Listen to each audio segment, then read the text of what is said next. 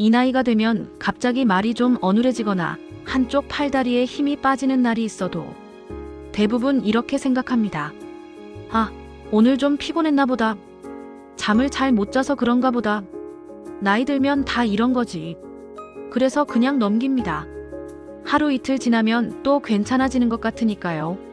하지만 바로 이 순간을 그냥 넘겼느냐 아니면 알아차렸느냐에 따라 인생이 완전히 갈리는 경우가 있습니다. 바로 뇌졸중 이야기입니다. 뇌졸중은 어느 날 갑자기 아무 예고 없이 쓰러지는 병이라고 알고 계신 분들이 많습니다.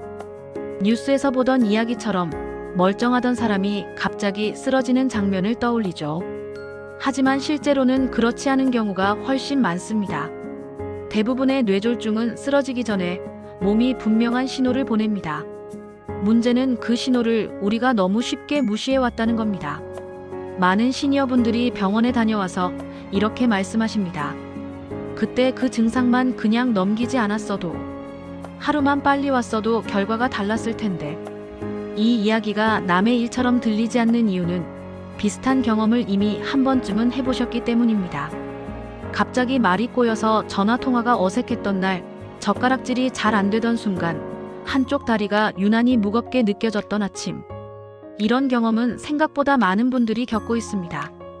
병원에 가면 혈압약, 혈액순환제, 콜레스테롤 약을 꾸준히 드시고 계신 분들도 많습니다. 그래서 나는 약도 먹고 있으니 괜찮겠지라고 안심합니다. 하지만 약을 먹고 있다고 해서 전조 증상이 아예 안 나타나는 건 아닙니다. 오히려 약으로 어느 정도 버티고 있다가 신호가 더 애매하게 나타나는 경우도 많습니다. 여기서 한 가지 꼭 짚고 넘어가야 할 오해가 있습니다.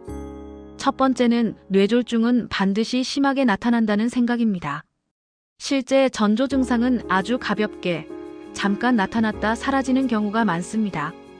몇 분, 길어야 한두 시간 정도였다가 괜찮아지기도 합니다. 그래서 더 위험합니다. 두 번째 오해는 통증이 없으면 괜찮다는 생각입니다. 뇌졸중 전조 증상은 대부분 아프지 않습니다. 오히려 이상하긴 한데 아픈 건 아니네라는 느낌으로 지나가 버립니다. 세 번째 오해는 한번 괜찮아졌으면 끝이라는 생각입니다. 하지만 전조 증상이 있었다는 건 이미 혈관 어딘가에 문제가 시작됐다는 신호일 가능성이 큽니다. 이때 아무 조치도 하지 않으면 며칠 또는 몇 주 안에 더 큰 사고로 이어질 수 있습니다. 나이가 들수록 우리 몸의 혈관은 예전 같지 않습니다. 고무줄처럼 탄력이 있던 혈관이 점점 딱딱해지고 안쪽 벽에는 찌꺼기가 쌓입니다. 혈압이 조금만 올라가도, 혈당이 흔들려도 혈류가 순간적으로 막히기 쉬운 상태가 됩니다. 젊을 때는 그냥 지나갔을 일이 지금은 뇌로 가는 혈류를 잠깐이라도 막아버릴 수 있는 겁니다. 여기서부터가 정말 중요한 이야기입니다. 뇌졸중은 쓰러진 뒤에 치료하는 병이 아니라 쓰러지기 전에 알아차려야 하는 병입니다. 이 차이를 아는 사람과 모르는 사람은 결과가 완전히 달라집니다. 가장 대표적인 골든타임 신호부터 말씀드리겠습니다. 첫 번째는 말이 어눌해지는 증상입니다. 평소처럼 말하려고 하는데 발음이 꼬이거나 혀가 두꺼워진 느낌이 들고 상대방이 무슨 말이야? 하고 되묻게 됩니다. 본인은 괜찮다고 느끼지만 주변 사람이 먼저 알아차리는 경우가 많습니다. 두 번째는 얼굴이나 팔다리의 비대칭입니다. 거울을 봤을 때 입꼬리가 한쪽으로만 올라가거나 웃으라고 했을 때 한쪽 얼굴이 잘 안 움직입니다. 팔을 앞으로 들어 올렸을 때 한쪽이 자꾸 내려오거나 힘이 빠지는 느낌이 들 수도 있습니다. 세 번째는 갑작스러운 감각 이상입니다. 한쪽 손이나 발이 저릿하거나 내 것이 아닌 것처럼 둔하게 느껴집니다. 단순한 저림과 달리 좌우 차이가 뚜렷한 경우가 많습니다. 네 번째는 시야 문제입니다. 한쪽 눈이 갑자기 잘 안 보이거나 시야의 일부가 가려진 느낌이 듭니다. 잠깐 눈을 비볐다가 괜찮아지는 경우도 있지만 이 역시 중요한 신호일 수 있습니다. 이런 증상들의 공통점이 있습니다. 바로 갑자기 나타난다는 점입니다. 서서히 나빠지는 게 아니라 어느 순간 뚝 나타납니다. 그리고 많은 경우 시간이 지나면 조금 나아지는 것처럼 느껴집니다. 바로 이때가 가장 위험한 골든타임입니다. 여기서 많은 분들이 이렇게 생각합니다. 조금 쉬면 괜찮아지니까 병원까지 갈 필요는 없겠지.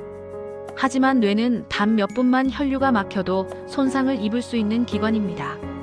증상이 사라졌다고 해서 문제가 해결된 게 아니라 운 좋게 큰 사고를 피했을 가능성이 큽니다.